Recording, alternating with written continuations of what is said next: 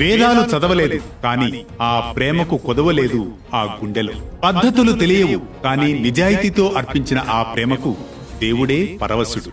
అందుకే తన పేరు కన్నా ముందు శివభక్తికి సంకేతంగా భక్త అని పేరు పొందిన భక్త కన్నప్ప గురించిన కథనమే నేటి అనగనగా.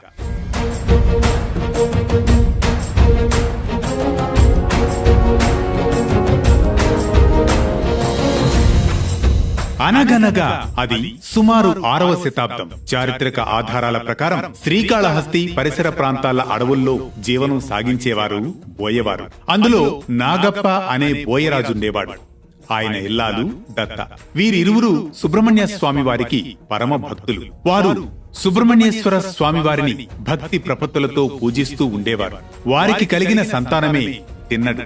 తిన్నణ్ణి నాగప్ప సకల విద్యల్లో ఆరితేరేలా చేస్తాడు, రాజును చేస్తాడు. విలువిద్య ప్రావీణ్యం సాధిస్తాడు తిన్నడు.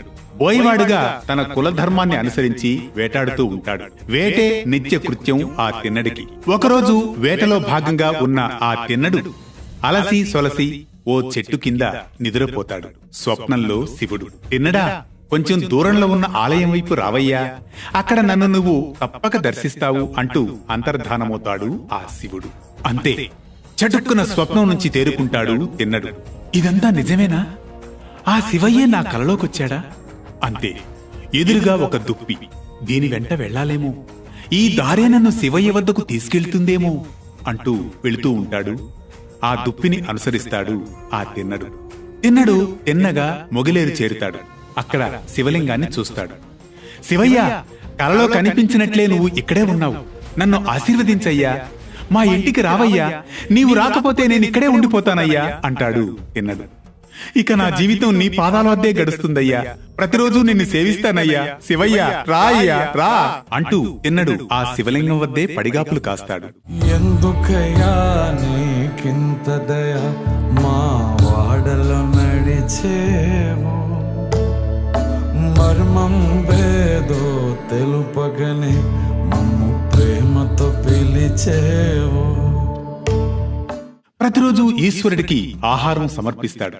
ఇంతలో నాముడు తిన్నడికి ఓ విషయం చెప్తాడు.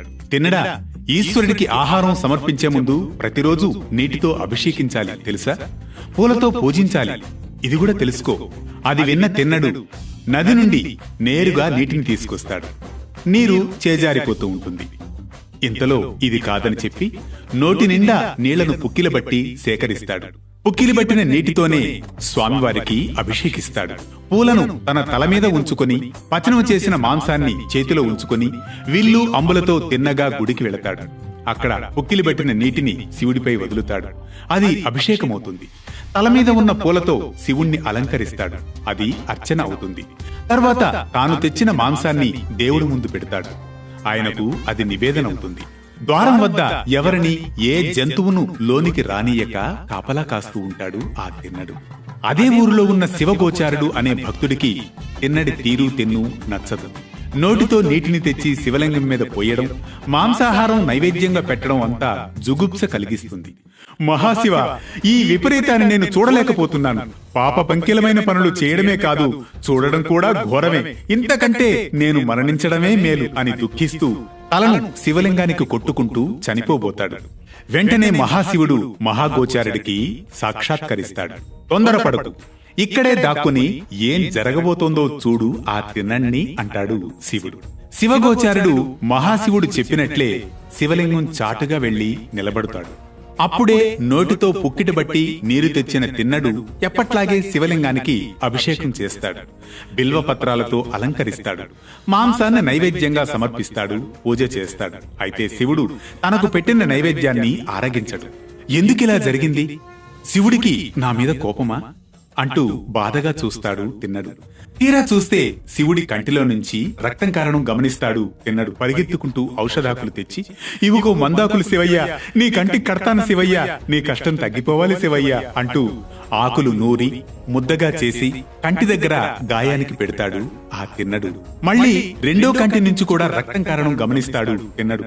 శివ, ఇంకా నీ కన్ను రక్తం కారుతుందా? ఇక సహించలేను, నా కన్ను నీకిస్తాను, అంటూ తన కంటిని బాణంతో తీయడానికి సిద్ధమై, ఇదిగో నా కన్ను, నీ బాధకిది స్వాంతనవుతుంది శివయ్య అంటూ తన కంటిని అమరుస్తాడు తిన్నడు. మళ్లీ రక్తం.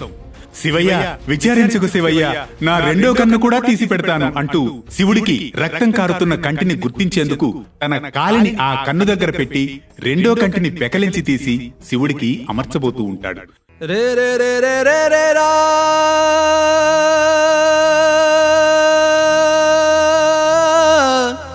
రే రే రే రే రే రే రా రే రే రే రే.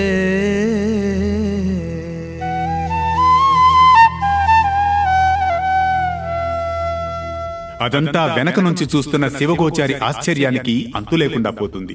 తిన్నడి అపరిమిత భక్తి ప్రపత్తులకు శివుడు ప్రత్యక్షమవుతాడు. తిన్నడు మరో కన్ను పెకలించకుండా వారించి, భక్త, నీ నిస్వార్థ భక్తికి మెచ్చాను. నీ భక్తి ముందు నేను సైతం ప్రసన్నుణ్ణి. కన్ను అప్పగించిన నువ్వు ఇకపై కన్నప్పగా ప్రసిద్ధమవుతావు. సిసలైన భక్తుడిగా చరిత్రలో నిలిచిపోతావు. ఈ క్షణం నుంచే నీకు శివ సాయుధ్యం ప్రసాదిస్తున్నాను అంటూ శివుడు ఆశీర్వదిస్తాడు తిన్నణ్ణి. శివయ్య, నీ ఆశీర్వాదమే నాకు బలమయ్యా అంటూ ఆనందంతో ఉబ్బి తబ్బిబ్బైపోతాడు. శివగోచారుడు కళ్ళు చెమర్చుకుంటూ, నిజమైన భక్తి అంటే ఇదే అంటూ తిన్నణ్ణి భక్త కన్నప్పగా చూడడం భాగ్యంగా భావిస్తాడు. మరో ఆసక్తి గొలిపే కథనంతో రేపటి అనగనగాలు మళ్ళీ కలుసుకుందాం. శివోహం శివోహం శివోహం శివోహం